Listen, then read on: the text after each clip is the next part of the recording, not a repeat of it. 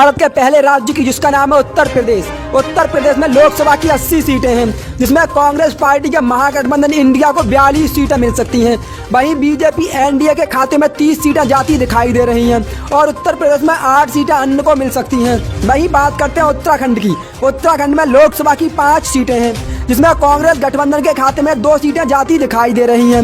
वहीं बीजेपी को 3 सीटें मिल सकती हैं। उत्तराखंड में अन्य का खाता नहीं खुल रहा है। इसी के साथ बात करते हैं पंजाब की। पंजाब में लोकसभा की 13 सीटें हैं, जिसमें सभी सीटें कांग्रेस पार्टी के महागठबंधन इंडिया के खाते में जाती दिखाई दे रही हैं। पंजाब में बीजेपी का पूरी तरह से सुपड़ा साफ होता नजर आ रहा है और अन्य का भी यहाँ पर खाता नहीं खुल रहा है। दोस्तों, इसी के साथ बात करते हैं राजस्थान की। राजस्थान में लोकसभा की 25 सीटें हैं, जिसमें कांग्रेस गठबंधन के खाते में 11 सीटें जा सकती हैं। वहीं बीजेपी को 14 सीटें मिलती दिखाई दे रही हैं। राजस्थान में अन्य का खाता नहीं खुल रहा है। इसी के साथ बात करते हैं बिहार की। बिहार में लोकसभा की 40 सीटें हैं, जिसमें कांग्रेस गठबंधन इंडिया के खाते में 35 सीटें जाती दिखाई दे रही हैं। वहीं बिहार में बीजेपी को मात्र 5 सीटें मिल सकती हैं और बिहार में अन्य का खाता नहीं खुल रहा है। वहीं बात करते हैं कर्नाटक की। कर्नाटक में लोकसभा की 28 सीटें हैं, जिसमें कांग्रेस गठबंधन के खाते में 23 सीटें जा सकती हैं। वहीं बीजेपी एनडीए को मात्र 4 सीटें मिलती दिखाई दे रही हैं और कर्नाटक में 1 सीट अन्य के खाते में जा सकती है। दोस्तों, इसी के साथ बात करते हैं हरियाणा की। हरियाणा में लोकसभा की 10 सीटें हैं, जिसमें कांग्रेस पार्टी के गठबंधन के खाते में 7 सीटें जा सकती हैं। वहीं एनडीए को 3 सीटें मिलती दिखाई दे रही हैं। हरियाणा में भी अन्य का खाता नहीं खुल रहा है। दोस्तों, इसी के साथ बात करते हैं दिल्ली की। दिल्ली में लोकसभा की 7 सीटें हैं, जिसमें कांग्रेस गठबंधन को 5 सीटें मिलती दिखाई दे रही हैं। वहीं दिल्ली में 2 सीटें बीजेपी को मिल सकती हैं। दिल्ली में अन्य का खाता नहीं खुल रहा है। दोस्तों, इसी के साथ बात करते हैं मध्य प्रदेश की। मध्य प्रदेश में लोकसभा की 29 सीटें हैं, जिसमें कांग्रेस गठबंधन को 15 सीटें मिल सकती हैं। वहीं बीजेपी के खाते में 14 सीटें जाती दिखाई दे रही हैं और अन्य का मध्य प्रदेश में खाता नहीं खुल रहा है। इसी के साथ बात करते हैं आंध्र प्रदेश की। आंध्र प्रदेश में लोकसभा की 25 सीटें हैं, जिसमें कांग्रेस गठबंधन को 11 सीटें मिल सकती हैं और बीजेपी का आंध्र प्रदेश में खाता नहीं खुल रहा है। वहीं 14 सीटें आंध्र प्रदेश में अन्य को जाती दिखाई दे रही हैं। इसी के साथ बात करते हैं झारखंड की। झारखंड में लोकसभा की 14 सीटें हैं, जिसमें कांग्रेस गठबंधन को 7 सीटें मिल सकती हैं। वहीं बीजेपी एनडीए को 6 सीटें मिलती दिखाई दे रही हैं और 1 सीट अन्य के खाते में जा सकती है। दोस्तों, वहीं बात करते हैं जम्मू कश्मीर की। जम्मू कश्मीर में लोकसभा की 6 सीटें हैं, जिसमें इंडिया के खाते में 4 सीटें जा सकती हैं और बीजेपी को मात्र 2 सीटें मिल सकती हैं। वहीं अन्य का यहाँ पर खाता नहीं खुल रहा है। दोस्तों, इसी के साथ बात करते हैं तमिलनाडु की। तमिलनाडु में लोकसभा की 39 सीटें हैं, जिसमें कांग्रेस गठबंधन को 31 सीटें मिलती दिखाई दे रही हैं और बीजेपी के खाते में मात्र 6 सीटें जा सकती हैं।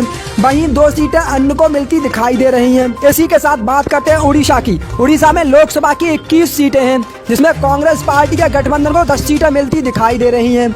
वहीं बीजेपी का उड़ीसा में खाता नहीं खुल रहा है और 11 सीटें अन्य के खाते में जा सकती हैं। वहीं बात करते हैं पश्चिम बंगाल की। पश्चिम बंगाल में लोकसभा की 42 सीटें हैं, जिसमें कांग्रेस गठबंधन को 37 सीटें मिल सकती हैं।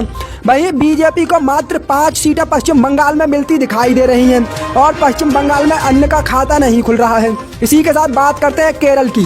केरल में लोकसभा की 20 सीटें हैं, जिसमें 20 ही सीटें कांग्रेस पार्टी के महागठबंधन इंडिया के खाते में जा सकती हैं और केरल में बीजेपी का खाता नहीं खुल रहा है।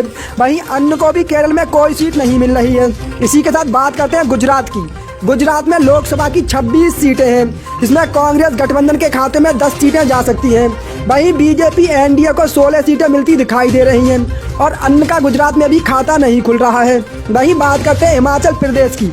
हिमाचल प्रदेश में लोकसभा की 4 सीटें हैं, जिसमें कांग्रेस गठबंधन को 3 सीटें मिल सकती हैं।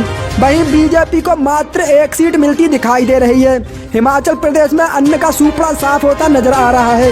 वहीं बात करते हैं अगले राज्य की, जिसका नाम है छत्तीसगढ़। छत्तीसगढ़ में लोकसभा की 11 सीटें हैं, जिसमें कांग्रेस गठबंधन के खाते में 6 सीटें जा सकती हैं और बीजेपी को 5 सीटें मिलती दिखाई दे रही हैं। अन्य का छत्तीसगढ़ में भी खाता नहीं खुल रहा है। इसी के साथ बात करते हैं तेलंगाना की। तेलंगाना में लोकसभा की 17 सीटें हैं, जिसमें कांग्रेस गठबंधन को 9 सीटें मिल सकती हैं। वहीं बीजेपी को 1 सीट मिलती दिखाई दे रही है।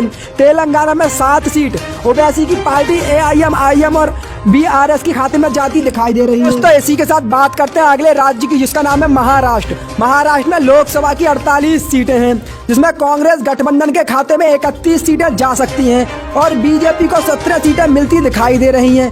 अन्य का यहाँ पर खाता नहीं खुल रहा है। इसी के साथ बात करते हैं अरुणाचल प्रदेश की। अरुणाचल प्रदेश में लोकसभा की 2 सीटें हैं, जिसमें दोनों ही सीटें कांग्रेस गठबंधन को मिल सकती हैं। यहाँ पर बीजेपी और अन्य का खाता नहीं खुल रहा है। वहीं बात करते हैं लक्षद्वीप की।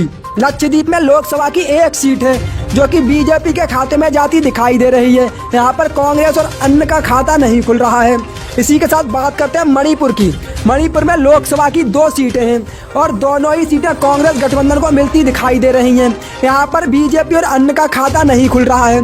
दोस्तों मणिपुर वही राज्य है जिसमें थोड़े दिनों पहले आगजनी शुरू हुई थी और अभी तक शांत नहीं हुई है। मणिपुर की 2-3 स्त्रियों को नग्न कर घुमाया गया था, लेकिन प्रधानमंत्री नरेंद्र मोदी ने मणिपुर के बारे में कुछ नहीं बोला था।